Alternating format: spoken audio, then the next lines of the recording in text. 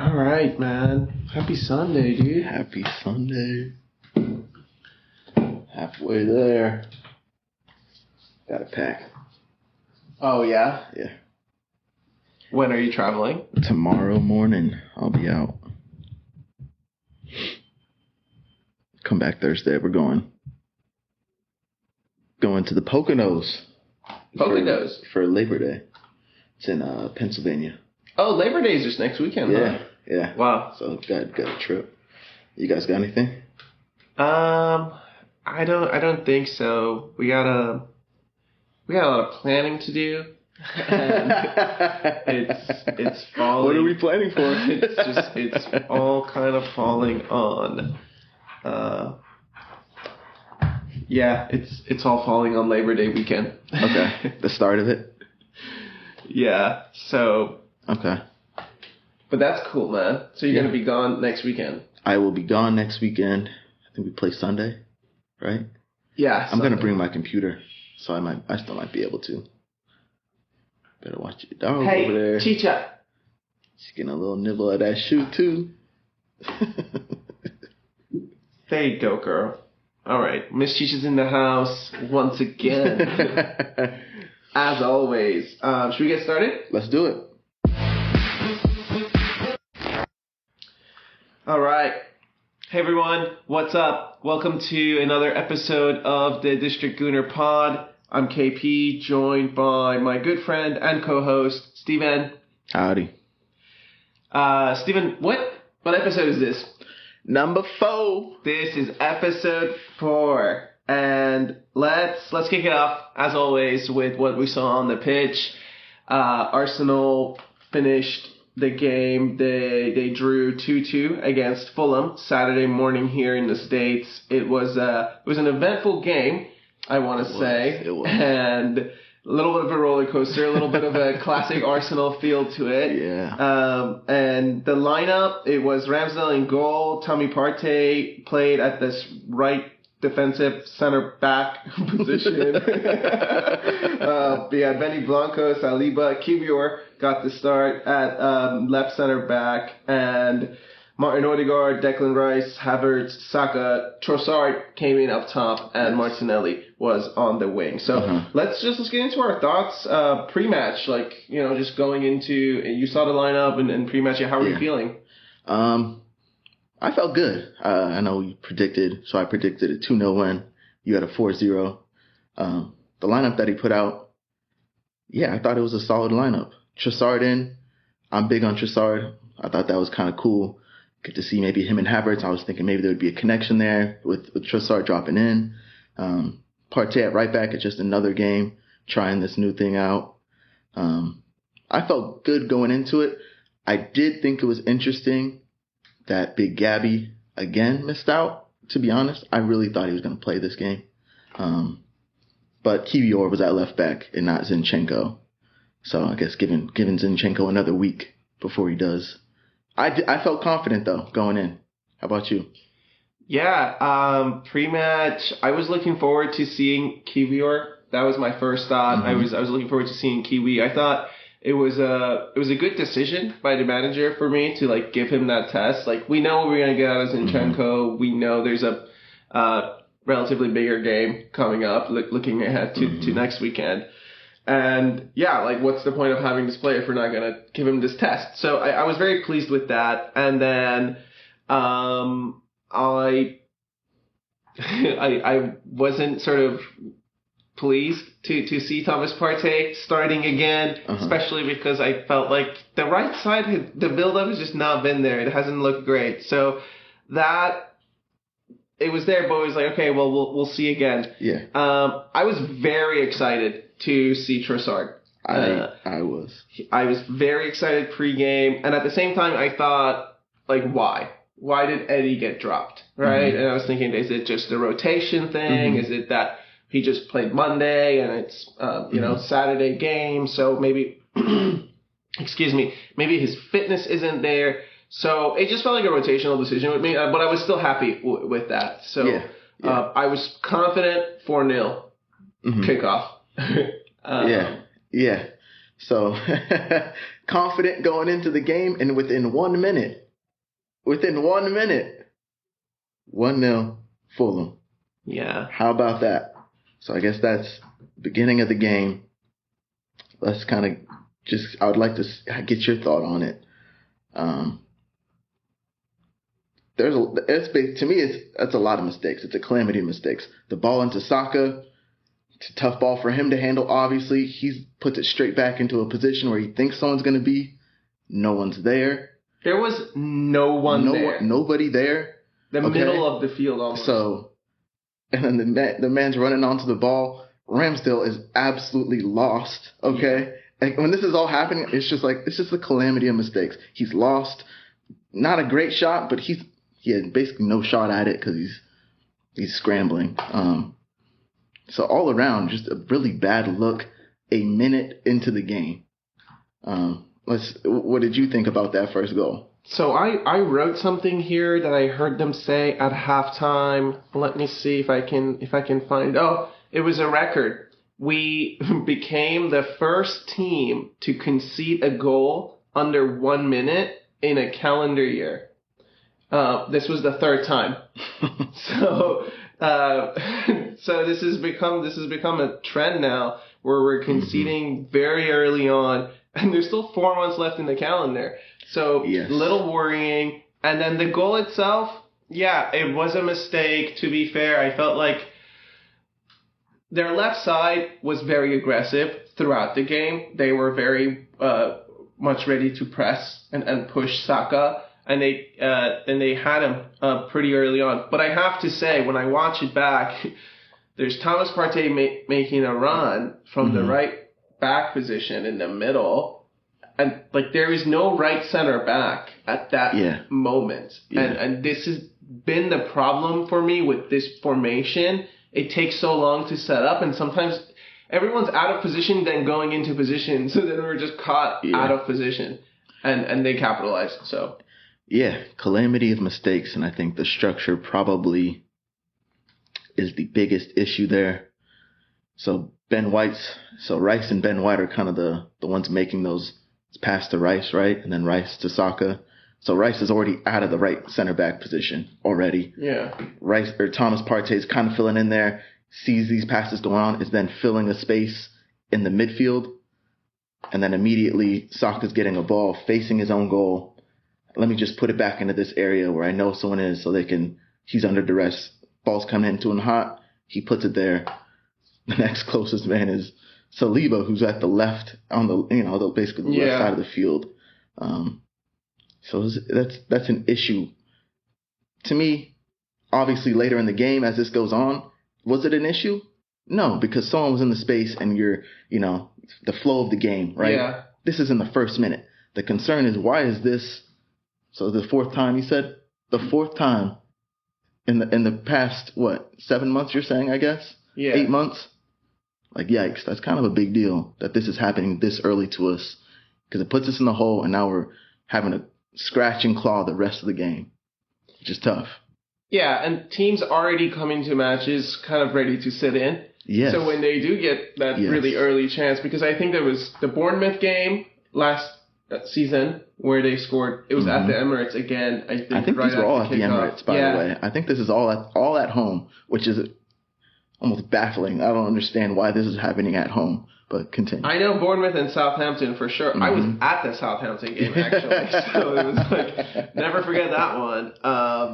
Wow. But hey, to your point, it was cool. We got scored on early, sure, but then the fans were very much cheering on the team immediately. Yeah. It felt the same vibe as last year of just all right, well, it happens, right? There's still 89 minutes left at least, and we play until the final whistle. So that was kind of nice that the fans were behind the team. And I felt like Arsenal were bossing it from there on. Kai Havertz was he was the one playing the 9. There was kind of it seemed like him and Trossard were up there. But overall, that first half, while Arsenal were busting it, no one was putting on a show. And Trossard was struggling. His touch was just not there throughout the game, it felt like. And I think we came close once or twice. There there's a couple situations I think in the around the 20th minute where like there was a corner and then we had a free kick and then we had a corner, so we weren't really pushing. We just like weren't capitalizing. Yeah, and talking of Trossard, the touches are all around. It was kind of a sloppy half, I think, from Arsenal. A lot of things just weren't coming off. I do think Trossard got into the game 20, 25 minutes in and kind of got back into that rhythm of dropping in, heading to the left wing. I like to see that because it just seems like it's a different look, even getting Martinelli involved some. But it seemed like a sloppy half. A lot of those one touches that we like to have, feeding the ball into somebody immediately playing, spinning out. It just wasn't happening. It wasn't flowing completely. Definitely bossed it. We were on top the rest of the half, of course. But yeah, it just wasn't coming off. It wasn't coming up. I think there was one situation where we got behind our line, and I think Saka played it across, and Havertz like crashed in, and he like had his leg to go for it, but it didn't go in. Yes, yeah. And then there was another chance where Saka just missed a header like 4 yards out. That was in the 30th minute. That was something like. So to your point, it was like things just not clicking. Yeah. I was so surprised that header wasn't even on target. Yeah, and I think at half, we're playing so well. That Saka chance, that's a huge one. That was really disappointing. Put it straight into the ground. He got to do better there for me.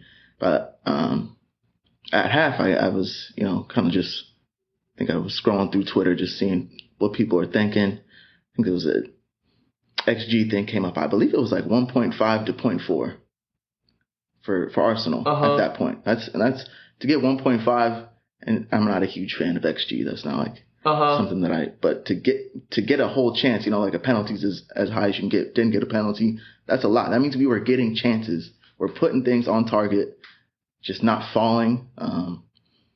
There was no real big saves either from Leno. Seems like everything was within his reach. Yeah. So kind of just a tough half, man. It was. And the half, of course, it finished 1-0, Arsenal down. It still felt like the fans were still behind the team. And then the second half, it was a very rainy half. Yes. There was a lot of thunderstorms. So immediately I just thought, this is going to be one of those games, man, where like things can get away very quickly. But to credit the manager, he made a few early decisions for subs this game. Yeah. So early in the second half, immediately Trossard is subbed off to kick off the second half, and Eddie comes on. And then just 10 minutes later, he makes two more subs where Zinchenko and Fabio Vieira come on for Thomas Partey and Kai Havertz. And I felt like Arsenal were bossing it. What did you think about the subs? And the sort of how the second half started. So let's kind of break it up into two then. Let's go with the 40. So at half, takes off Trossard for Eddie. Does Eddie deserve to get on at half? I think so. I think he's proven that he's kind of a threat for us. He's going to stretch the field. He's a true 9. So he's going to stretch the field. So I have no problem with Eddie coming on. My issue is Trossard coming off there. I really felt like he really came into it. Played no real significant minutes yet this season. I think he had a slow start to the game, as we just said earlier. But he was coming into it, and he's an Arsenal player, right? He's someone that can get those touches off. And for me, who's not showing that? Havertz. Yeah. At the left 8. I really, when I see Eddie coming on, I'm like, okay, Havertz is off. Trossard's dropping in. We're down 1-0. We're all over him already. Do we need to keep a stop? It just seemed right to have Trossard drop in. So when he made that, I kind of disappointed for Trossard, I think. Havertz really didn't show me enough either to warrant staying on. Did Trossard show a ton? No, but I think he would have done us better in that position starting in the second half. We're pushing forward. That's how I felt about it. How did you take Trossard coming off? Yeah, to your point, so at half, I was also thinking, I thought we needed subs, but I also thought Eddie on, Trossard drops to the Havertz role, just to see how it goes, because I know he's been testing him out. But I wasn't also too worried about it. Gotcha. So I didn't overthink it. But I was excited to see Fabio Vieira. That one actually I was more surprised about because I felt like Martinelli wasn't having the best game. And so I thought Smith Rowe was going to come on this game. And so that was a surprise decision for me, which turned out to be a very, very fruitful decision because Fabio bossed it, right? So he comes on, he gets played in by Martinelli, draws a penalty for the Arsenal, and then Arsenal tie the game. Saka takes the penalty, not Odegaard. Maybe we can spend some time on that. And then after that, like 2 minutes later, Fabio gets another chance, whips it in to Nketiah, who gets on the score sheet, and Arsenal are up 2-1. So I was very pleased with the subs. Everything seemed to be meshing well at the 2-1 point. I felt very confident. What was your vibes? Yeah. I think he made the right moves. The Fabio and Zinchenko brought control in. Fabio immediately, man. It was an immediate impact. It is awesome to see him come on, and it's like this light bulb for Martinelli because he's been having a tough game. Yeah. But they have a connection, right? They're kind of like they're buddy. That immediate connection, you can tell when they get the ball. They just have like these moments where they're looking at each other, making little darting runs immediately versus having Havertz there where it was kind of slow through the left side. So Fabio, cheers, great game. Zinchenko was having a great game. At 2-1, man, I think it is almost settled. 2-1 and a red card. Okay. So it's 2-1. Plus, we just sent off their center back, who was having a great game. That dude. Yes. New guy. He was their standout for me in the back line. I think in the 82nd minute is when they get a red card. Yeah. And Jorginho subs on. Yeah. So we're shutting up shop. To me, it's over. It's done at this point. Who sent the ball to Eddie for the red card? Fabio Vieira. Yes. Plucked that ball out of the air. Nice little touch to him. So Fabio had a great game. He was my man of the match. For Arsenal, he is the man of the match for me as well. Yep. Okay, great. I got to be honest with you, though. So in the 87th minute, Fulham score off of a corner, and they tie the game. I question if Jorginho was the right sub. Because they have 10 men, and we know there's a chance of a free kick or a corner, I just wonder, why wasn't Gabriel the sub? Why didn't we go to 4 in the back to shut up shop versus Jorginho to shut up shop? Yeah, I have no problem bringing Jorginho on at all. Yeah. But you still have subs left, right? Brought on 4 at this point. Yeah. You still got 1 left. Why not? We've seen it in these other games. It's like I don't understand why bring on Gabby once it's a 1 goal difference. It's like in those other games, right? We're up 2-0 first game of the season. Why wait? Just be proactive and do it. To me, that's something I don't understand why. For me, as soon as they got the red card, I'm bringing Gabriel on. I'm going 4 in the back. It's done. How is Fulham going to win the game? With Gabriel, Saliba, Kiwior, Zinchenko, Benny Blanco on the pitch, they're not, dude. Exactly. What is their tactic to win the game? Free kicks, right? It's going to be a free kick. It's going to be a long ball over the top. They can't play through us at this point. We're going to be controlling possession. They're going to be looking for a long ball and praying for a free kick. They got it, and they scored. Very disappointing. Very. Yeah. And then Gabriel Jesus comes on in the 90th minute for like a 10-minute cameo. It was nice to see him on, but I'm not going to spend too much talking about him. No. Anyways, so the scoreline is the scoreline. It's 3 games in the league. It's 7 points. Okay, that's good, right? You have a question here in the doc where you said, where did it go wrong? Because although it's a draw, it does feel like a loss, this one. Yeah. So I do want to hear your thoughts on, like, where did you go wrong? Yeah, because it does feel like a negative result, right? So first minute goal, always tough. We come back 2-1 and then end up drawing off a corner so late. So where did it go wrong for me? It goes wrong for me. I think we've kind of touched on it. Why don't you go to a solid 4 in the back at any point? Interesting. Why wouldn't you do that? Where did it go wrong for me? first minute, people not being comfortable, still working into the flow of the game. You got to be ready. 4 times. You have to be ready. We've seen this before. So why is this? Someone has to know what's going on, right? There's something that's going on to allow people to be scoring on us within the first minute of a game. That doesn't make any sense to me. So yeah, where did it go wrong? I think you could look at the manager. Why aren't we ready for a game? Looking at any individual player, I don't think so, because we absolutely outplayed them. So it's not like the tactics of the game were wrong or anything to me like that. It's just these little tiny moments where I think a decision needs to be made, and they're not being made. They're not being made. And how are you going to win the league like that? I agree. For me, the in-game substitution management of this young manager is just not there yet, and it's costing us some big points. This was 3 points in the bag. Yeah. As soon as Eddie got the center back sent off, I was so confident. 3 points, and maybe that's a mental lapse by the players. Maybe they were also too confident. Yeah. Let's talk about their goal. By the way, their 4th goal. Yes. So the corner. What led to the corner? It was Zinchenko on the ball. Plenty of time. He's been prone to this, like these little silly mistakes, and it's never when he's under pressure and he can't.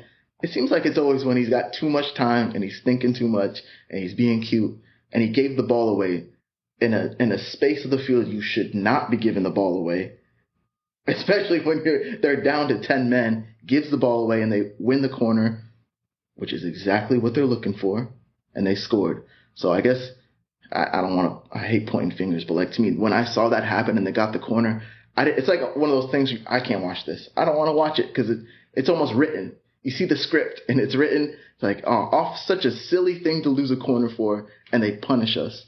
That hurts, man. They got 3 shots on target the entire game. 2 goals. Woof. Yeah. I mean, I wrote down here in my notes, maybe we switched off after the red. It felt that way a little bit. And the corner, it was not well defended. Oh, absolutely not. It's hard because there was a situation, obviously, you want to say that the subs worked. And they did, because Fabio and Eddie were great. Offensively, the subs worked. The game management and defensively, the subs did not work, because Zinchenko, they gave away poor game management. You expect more from that player. And the corner, Jorginho, you watched the goal back, and he was the closest one, right? Like, he gets spun around or something happens, and then he pushes our own player, so he ends up actually taking 3 of our own players out in the near post, so the ball just goes over everyone's head. So he gets a little played. You expect more from the player. But it is what it is, man. We move and we go off the pitch. And, I mean, there's a few storylines now beginning to take shape off the pitch. And the first one, it starts with the manager. I think the fans are starting to have a few question marks around what's going on with Big Gabby, around what's going on with this formation. Like, how stubborn is he going to be about this experiment, right? And also the substitutions. And some of the in-game managements are starting to just show. So there's 3 talking points. I want to see is there one that you want to focus on? Let's start with just Big Gabby, because I think that's a hole on the left side that could be really affecting us, in my opinion. That's the biggest one. So obviously the news about him possibly leaving Saudi, yada yada. He's always on the bench though. He's played the last 2 games, but he's not starting. Didn't come on in this game, which again doesn't make much sense. Once you go up, why don't we throw another defender on? It's not like he's a defender that can't play on the ball. We know he can. So why isn't he coming on? I don't really know. Do you think there's something there? I think something is going on. I think something is going on for sure. It's weird, but also at the same time, I want to say Kiwior had a good game. I don't think he had a bad game. It was his first game of the season, and he was playing in this weird position. You expect him to kind of play it safe, like he wants to preserve his role. He didn't make any mistakes or anything. But for me, this formation is a bigger talking point than Big Gabby, because it also has to do with Big Gabby in some ways. Okay. So we could talk about the formation. So I'm kind of actually gonna play the other side. Okay. Okay. I do hear you when you say it is different. The right side isn't always clicking, but then so after the game, I think we're both in a point where like it's just the emotion of it. Of course, as a fan, like what the hell's going on? Why are we losing this? Yada yada. And I'm sitting back and I'm really looking at the game as a whole. We outplayed them. We played really well. We had so many chances to score. 19 shots, 11 on target. I did write down XG after the game. 3. It's like 3 to, what was it? 3 to 0.46. We dominated them. So is it really a problem with the formation? I don't think so. I really don't think it is. Ultimately, should we have won the game? No. Should we have won that game? Yes, absolutely we should have. Here's the problem with this situation, because I think the big question is, why can't Benny Blanco play that role? Why can't he play that role? The first half, what was creating most of the offense for us? The cross-field ball from Benny to Martinelli. It was on over and over, right? Mm-hmm. So Partey wasn't even playing the role that he was like really there to kind of do. So whenever the attack looks good from the right side, it has to do with Ben being out there. Whenever the defense has to look good on the right side, it has to do with Ben being out there. So why can't he just play that role is like my question. So I guess then the question becomes, who's your midfield trio? Because I think Arteta really wants Partey in the midfield. But this is the other thing. Rice, Odegaard, Vieira actually looked pretty good. Rice, Odegaard, Havertz looks maybe good. The fact that the manager 55 minutes in says Thomas Partey come off, that also shows you something. It's like, okay, we're down 1-0. We need goals. It's not happening. I have to get this guy off the field. And that's fair. I'm just trying to play the other side. No, yeah, I hear you. We won 2 games with this dude at right back. Is it working completely? No. Like I don't think it's completely working. But have we outplayed teams in these games? Yes, we have. I think he just wants him in the midfield. So why don't you start him at the 6 and let Rice play the left 8? Moving forward, I think we're going to see a new formation. Not a new formation. We're going to see a new starting 11 next game. I think there's going to be a significant change in the midfield. That's what I see coming. You want to go into the next game? We can. Let's go into the next game. Okay. Let's just go into the next game. United. Big game. It's a big matchup. United. It's a big matchup next weekend. Oh, man. Arsenal will host Manchester United. It's the last game of the weekend, Sunday. 11:30 kickoff here in the district. Yeah. And the last 4 games between the teams have split in the Premier League. The host team has won. So, the lineup. What's it going to be? What's the manager going to do? I think Zinchenko plays next week. I think he starts left back. I think Big Gabby plays left center back. I think Saliba plays right center back. White is back at right. I think the midfield, I think it's Rice, Partey, and Odegaard. And then Eddie up top with our 2 wingers. They don't change. But I think he moves Partey back into the midfield. And I think Zinchenko comes back in with Big Gabby. I think the first 3 games were trying new things. Some of it worked, some of it didn't. Now it's back to a true test, you could say, right? A team that really has some firepower. I think we go back to our roots and show why we have the expectations that we do. Okay. Did Big Gabby get into your lineup? Yeah, left center back. Okay. Back to the roots. All right. Throwback. Yeah. I don't think Havertz starts next week. I don't think he does. I think he comes off the bench. I think Fabio's the first man off the bench, to be honest with you, if we're going to change a midfielder. He had such a great game. I think he starts. You do think he starts? He starts for me. Yeah? He starts for me. Okay. And Trossard starts, but on the left wing. Left wing. Martinelli does not play. I think it will be Zinchenko, Big Gabby, Saliba, Blanco, Rice, Vieira, Odegaard, Trossard, Eddie, Saka. Wow. And then Jesus and Martinelli are your first two subs. I want this midfield to run through them. They don't look good in the middle. So I want a midfield that is just going to be running around them. And I think Odegaard and Vieira are going to be running around them more than the rest. And I think Wan-Bissaka against Martinelli actually is like a pretty decent matchup. And Trossard is a better decision maker. And I want to see him play, but I don't think he plays up top. I think he plays on the wing. I don't think he plays up top either.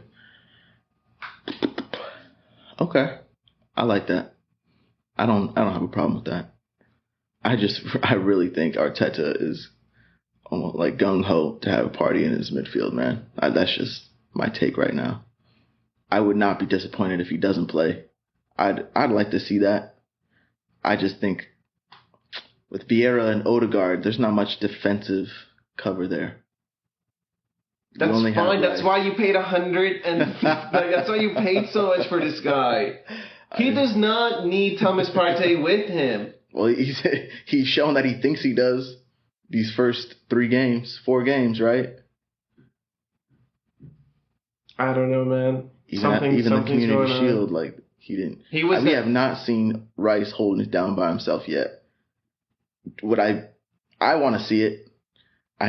Does the manager have the cojones to do it? I guess we will see. I'd like to say he does. From all the other stuff we've seen from him, I think it's time. I want to give it a shot. And it's great to have someone like Partey coming off the bench too. I wouldn't mind if he needs to come in, shut up shop, good player to come do that for us. Yeah. But to start the game, it's at home again. I'd like to see Vieira get rewarded. I'm with you there. Can I ask you something? Yeah. Another game, Martin Odegaard is subbed off. Can he not play 90 minutes? Yeah. That's always an interesting one for me too. I don't know why he does that. I don't know if he just thinks he's out of juice. Odegaard does press really hard, right? I think he has one of the highest distances covered for us, typically every game. But he always seems to get subbed early. Always, man. Always. He does not finish the game. The captain does not finish the game. It's weird. And it's not like he's out there walking. Like it's a noticeable thing where you're like, man, he's tired. He's barely able to get around the pitch. He's still moving for me. Yeah. But he always chooses to sub him. I don't know. Especially when we're talking about your closing lineup. He's a closer, right? He's a guy that's comfortable on the ball, wants it. On the lineup, I have another question here. You've actually added this to the doc where you ask, does Eddie deserve to start even if Jesus is healthy? And for me right now, yeah. I think so too. And this is going back to last season. I think it was unfair when Trossard came off when Jesus was healthy. I think we were on an unbeaten run. Yes. In the second half of the season, unbeaten run. So he had come in. Eddie kind of had his flame had just kind of gone out. Put in Trossard. We came back in. I think at least maybe 4-game unbeaten run. Jesus came in, and we sputtered again. That seemed unfair to me. So I think it's the right thing to do to keep Eddie going. Until once there's something, he's not producing, yank him. I got no problem with that. But if someone's got it going, keep it going. Just keep it running. Don't tell me, well, he's our number one man, so he needs to play. No, that's not how this works. We put out our best 11, right? Who's in form? That's who you put out there. You don't put out, well, he's our guy. He's our number one. No. 2 goals in 3. Yeah.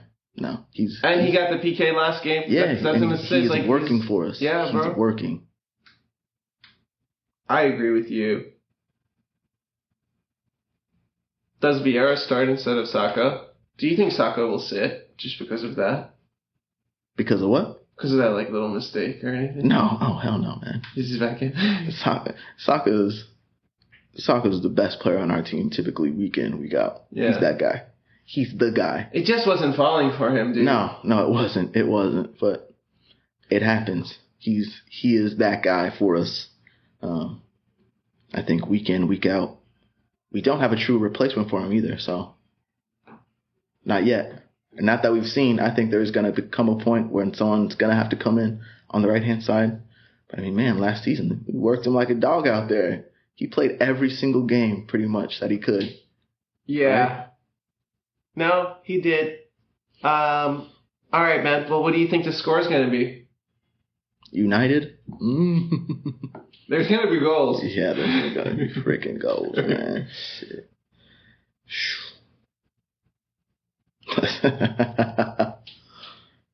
Let's go.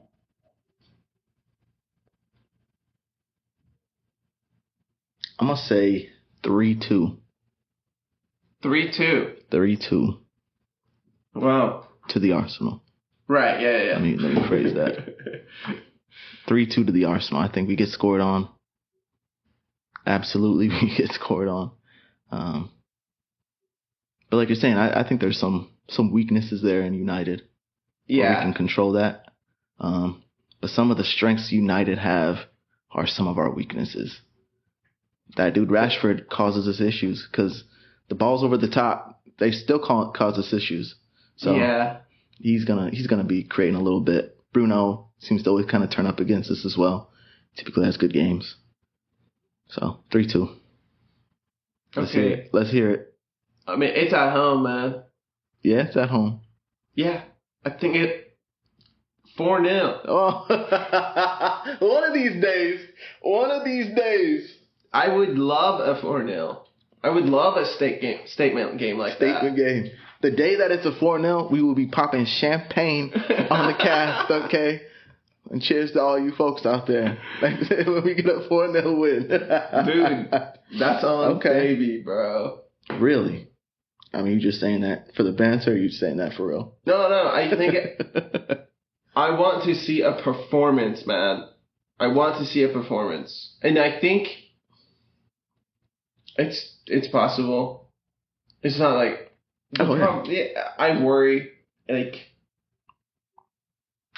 I want to see 4-0. Okay. It's at home. I want to see a solid back line. I want to see a good show. I want to see a performance. And I want to see this is the last game of this match week.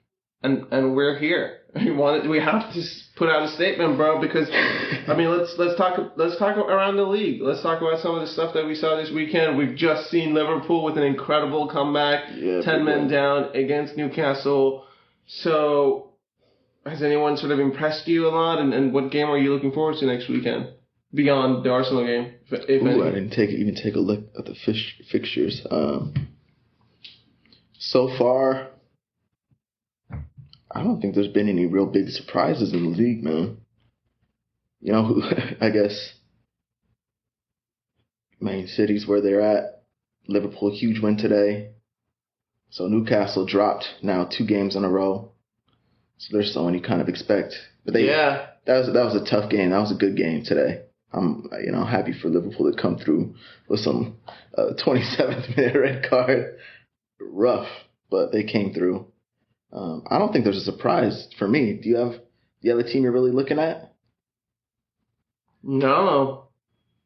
I was surprised that United came back this past weekend. Oh, I was too. They were down 2-0 and they were down 2-0 within the first 5 minutes. I was surprised that they came back. So that was like my big one. But the game of the week kind of went as we expected. And next week, there really is no other game that I'm looking forward to. Yeah. West Ham beat Brighton this week. And they smacked them. They actually smacked them around. That was kind of a surprise. That's true. You know, I guess I got no real hate for West Ham. Thank you for Rice. No, they're good for them. I thought Brighton was gonna wipe them. I watched like just the first couple minutes of that game. But yeah, West Ham there. Now next week, this is the showcase next week. Arsenal United. It is a showcase for sure, and we'll see. So with that, I want to thank everyone for listening or watching on YouTube. And if you're not already following or subscribed to the pod, please do it. And while you're in the mood, maybe leave a review and rate the show as well. And post about it on social. It's the best way for others to find out about us. So we thank you for being here. And man, I can't wait for the next game. I think it's going to be a very good one. Go Arsenal.